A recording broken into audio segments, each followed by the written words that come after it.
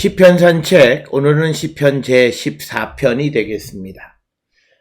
시편 14편은 인간의 사악함, 악인의 어리석음에 대해서 노래하고 있는 그런 시편이긴 하지만 형식적이나 또는 내용적으로 보면 시편 14편은 시편 53편에서 전해오는 인간의 일반적인 타락상에 대해서 노래하고 있습니다. 그래서 시편 14편의 주제는 시편 53편과 매우 유사하다라고 하는 겁니다.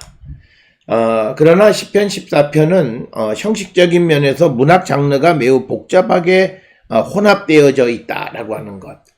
그래서 형식적인 측면에서 보면 시편 14편을 시편으로 보기는 조금 어려운 점은 있다라고 하는 겁니다.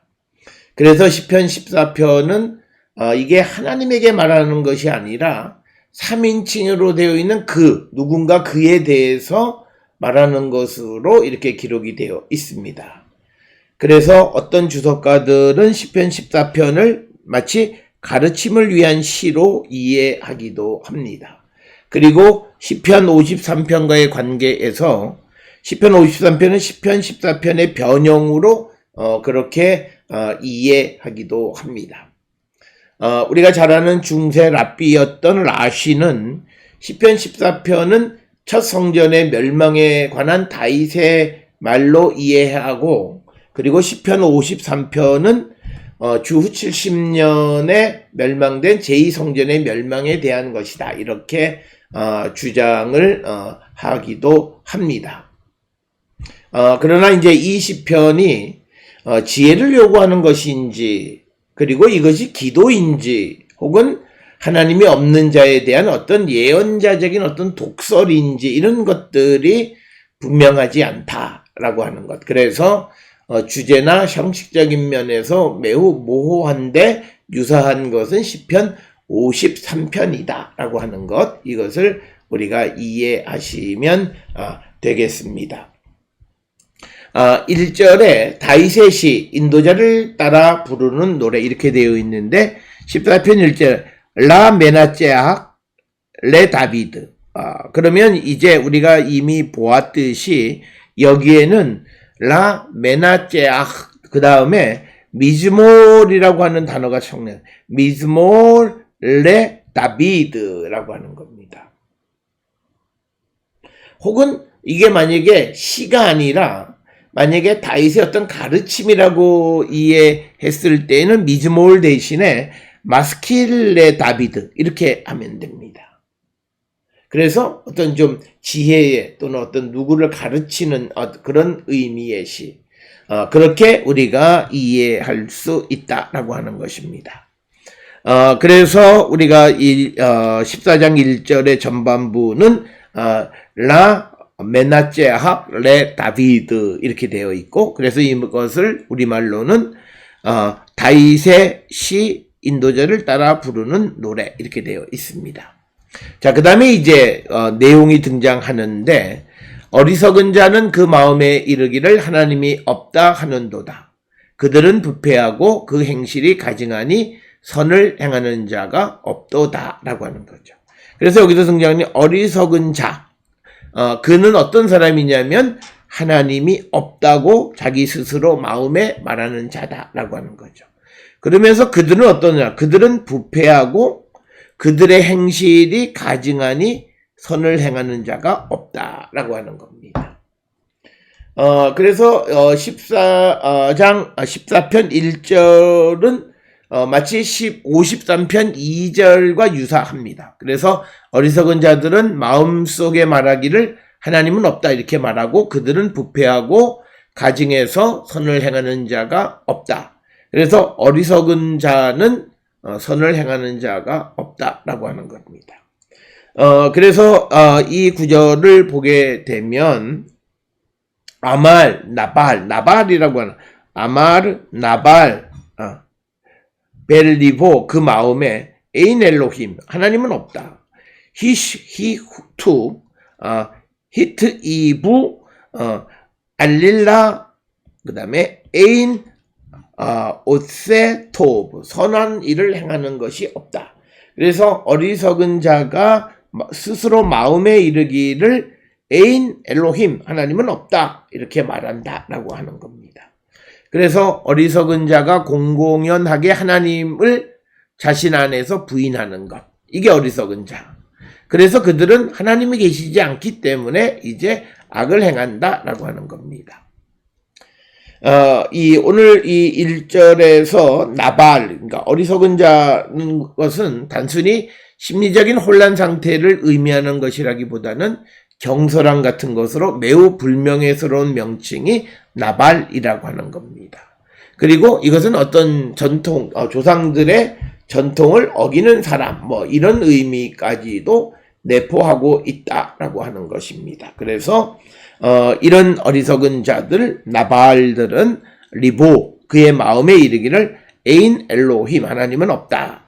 그리고 그들은 부패하다라고 하는 시스티후, 그리고 행실이 가증하다라고 하는 것은 히트 이부 알릴라. 그래서 에인 오세 토브, 선한 것을 착한 일을 행하는 것이 없다라고 하는 것이 1절의 말씀이 되겠고, 그 다음에 2절에 여호와께서 하늘에서 인생을 굽어 살피사 지각이 있어 하나님을 찾는 자가 있는가 보려 하신즉, 그러니까 하나님은 어디 계시냐면 하늘에서 사람을 살피시고 그 다음에 이제 하나님을 찾는 자가 있는가를 보시려 한다라고 하는 겁니다. 그래서 이것은 창세기 3장 9절에 있는 것처럼 천상의 하나님은 그 피조물을 영원히 찾으시는 분이시다라고 하는 것, 그리고 오늘 주시는 본문에 브네이 아담이라고 하는 거죠. 브네이 아담은 오만한 사람의 원형으로 나타나 있고, 굽어 살피다 히스키프라고 하는 말은 내려다보시다 라고 하는 그런 개념입니다.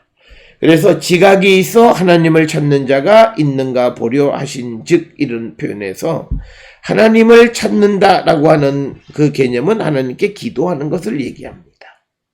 그래서 도레시 엣 엘로힘이라고 하는 거죠. 그래서 인간의 교만함의 극치가 하나님을 찾지 않는 것을 얘기하는 것. 그러니까 뒤집어서 하나님을 찾는 자가 있는가 보시려 하신다라고 하는 겁니다. 그래서 2절에 아도나이 미 샤마임 히스키프 알 브네이 아담 릴오트 하 예시 마스킬 도레시 엣 엘로이, 하나님을 찾는, 하나님께 기도하는 자가 있는가를 보시려고 한다라고 하는 겁니다. 3절에 그러나 이제 땅의 상태, 하나님은 하늘에서, 근데 다 치우쳐서 더러운 자가 되고 선을 행하는 자가 없으니 하나도 없다. 땅의 상황을 설명하는 겁니다. 하콜 쌀 약답 네엘라후 에인 오세 토브 에인 감 에카드, 그러니까 에인 오세 토브, 선을 행하는 자가 없고 에인 감 에카드, 하나도 없다라고 하는 것, 강조입니다. 그래서 땅의 상황은 죄와 타락의 상태를 설명하는 것이고, 그래서 치우쳐 더러운 자가 되는 것과 대비가 되는 것이 선을 행하는 자라고 하는 겁니다. 그래서 본문에 보시면 오세 토브 하는 것과 콜사르 야흐다브 네라후, 그래서 더러운 자가 치우치고 사르, 그래서 더러운 자가 된다라고 하는 겁니다. 그래서 여기서 암시하고 있는 개념은 뭐냐면 사람의 어떤 인간의 원죄의 개념을 암시하고 있는 듯하다라고. 그러니까 사람은 다 치우쳐 더러운 자가 되고, 함께라는 것은 네라후, 함께 더러운 자가 되고, 그러니까 사르 야흐다, 그러니까 그가 치우쳐지고 더러운 자가 되고 선을 행하는 자가 없대, 하나도 없다라고 하는 거예요. 그래서 여기서 우리가 중요한 것은 지혜로운 자는 치우치지 않는 것, 특히 더러운 대로 치우치지 않는 자를 의미하는 말씀이 되겠습니다. 4절에 죄악을 행하는 자는 다 무지하냐, 그들이 떡 먹듯이 내 백성을 먹으면서 여호와를 부르지 아니하는도다. 역시 시편 53편 5절과 유사한데 시편 저자는 하나님께서는 악인을 심판하시고 또 억압당하는 자들을 보호하실 것임을 노래하는 그런 말씀이 되겠습니다. 그래서 죄악을 행하는 자들의 특성은 하나님의 백성을 먹으면서도 여호와를 부르지 않는다. 그러니까 하나님을 찾지 않는 자, 하나님 앞에 기도하지 않는 자. 오늘 주시는 본문에 아미라고 하는 이 내 백성으로 번역된 것은 이스라엘 백성 전체를 의미하기보다는 선을 미워하고 악을 사랑하는 이스라엘의 우두머리에 해당하는 우두머리에 의해서 억압당하는 자들을 의미하는 거죠. 그러니까 내 백성을 먹히는 백성이잖아요. 그러니까 이것은 선을 미워하고 악을 행하는 이스라엘의 우두머리에 의해서 억압당하는 그런 자들을 먹고 그러면서도 여호와를 찾지 않는다. 아도나이 로카루, 그러니까 그들이 부르지 않는다. 누구를? 여호와를 부르지 않는다. 이것은 앞에 도레시 엘로힘, 도레시 에인 엘로힘과 또 여기에서 아도나이 로카루라고 하는 것은 다 하나님께 기도하지 않는 그런 의미를 내포하고 있다. 그래서 악한 사람들의 특성은 하나님을 부르지 않는다라고 하는 거예요. 그러니까 하나님 없으면 그들에서 나오는 것은 악행을 하는 거고, 그래서 하나님이 없는 자는 악인이다라고 하는 겁니다. 이게 아주 간단하게 우리가 시편 14편을 통해서 알 수 있는 그런 어떤 패러다임이 되겠습니다.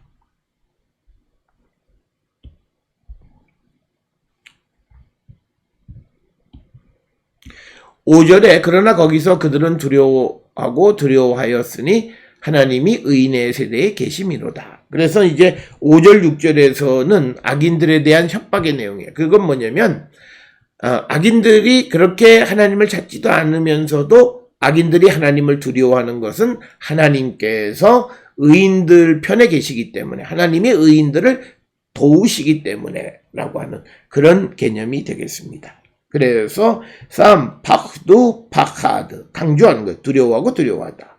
왜냐하면 키 엘로힘 베도르 짜딕, 하나님은 키 엘로힘이 어디에 계시다. 베도르 짜딕, 의인의 세대에 계시기 때문이다 라고 하는 거예요. 샴 거기서 파흐두 파하드, 두려워하고 두려워했다. 그들이 왜 두려워하고 두려워했냐? 하나님이 의인들의 세대에 계시기 때문이다 라고 하는 것이 5절의 말씀이 되겠습니다. 6절에 너희가 가난한 자의 계획을 부끄럽게 하나 오직 여호와는 그의 피난처가 되시도다. 그러니까 뭐냐면 악인들은 가난한 자들의 계획을 부끄럽게 하지만 그러나 여호와는 그 가난한 자들의 피난처가 되신다라고 하는 겁니다. 오늘 주시는 본문에서 막세후, 그들의 피난처라고 하는 개념, 즉 자연적인 재해로부터 막아주는 어떤 물리적인 방어물 같은 것을 오늘 막세후, 막사, 그래서 안전에 대한 은유적 표현으로도 사용되기도 하는 그런 표현이 피난처다라고 하는 겁니다. 그래서 악한 사람들은 가난한 자의 계획을 부끄럽게 하지만 그러나 여호와는 그 가난한 자들의 피난처가 되신다라고 하는 것이 6절의 말씀이 되겠습니다.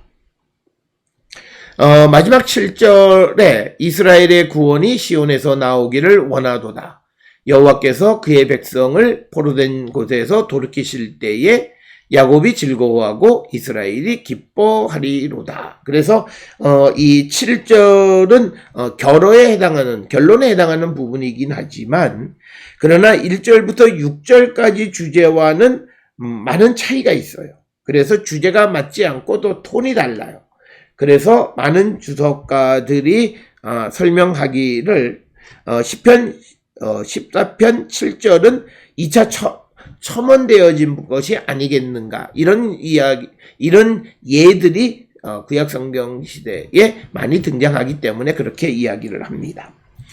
이스라엘의 구원이 시온에서 나오도다. 이것을 직역하면 누가 시온으로부터 이스라엘의 승리를 줄 것인가? 이렇게 번역을 하면 이것은 이스라엘은 북이스라엘을 지칭하는 것으로 우리가 추정하는 것이 되겠고요. 또 여호와께서 그의 백성을 포로된 곳에서 돌이키실 때라고 하는 베슈브 아도나이 슈부트 아모 이것도 매우 다양하게 번역할 수 있어요.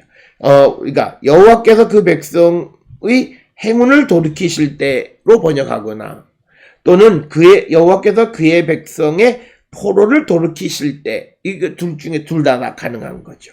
그래서 이스라엘의 구원이 시온에서 나오기를 원하도다.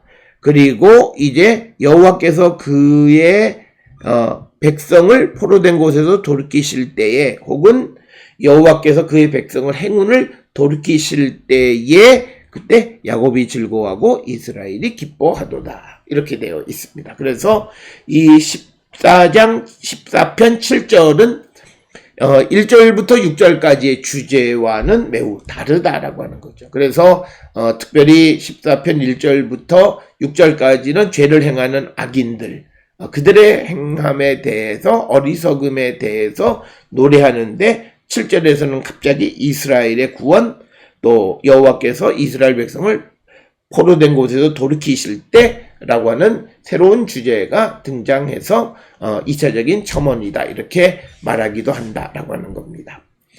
이처럼 우리가 시편 14편을 살펴보았듯이 이것은 시편 53편과 주제나 또는 구성하는 면에 있어서 인간의 어떤 타락한 모습, 악인의 모습, 인간의 사악함을, 인간의 그 악인의 어리석음을 노래하는 그런 시가 된다라고 하는 것입니다. 그렇지만 형식적으로 이것이 기도인지 또 어떤 하나의 독설적인 어떤 예언적 그런 언급인지 이런 것들이 분명하지는 않다라고 하는 것을 이해하시면 되겠고, 오늘 주시는 본문을 통해서 우리가 하나님의 도움을 얻기 위해서 하나님 없는 자처럼 하나님을 찾지 않는 악인의 삶이 아니라 항상 어떤 경우에도 하나님을 찾는 자가 되어야 함을 우리에게 가르쳐 주시는 말씀이 시편 14편의 말씀이 되겠습니다.